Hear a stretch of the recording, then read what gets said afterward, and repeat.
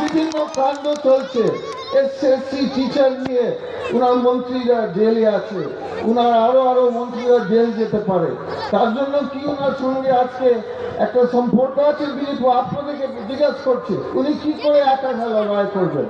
উনি একটা আঞ্চলিক দল, টিএমসি হচ্ছে একটা রাজ্যের দল, আঞ্চলিক দল, ওটা কি করে বিজেপির সঙ্গে লড়াই করবে?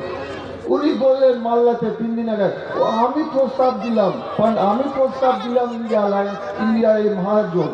তাহলে আপনারা ছাড়লেন কেন? আর জবাব দিতে হবে।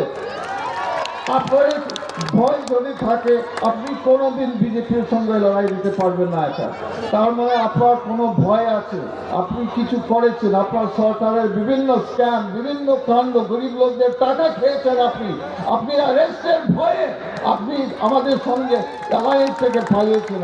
এটা হচ্ছে সত্যি কথা। তো বন্ধুগণ, আপনাদের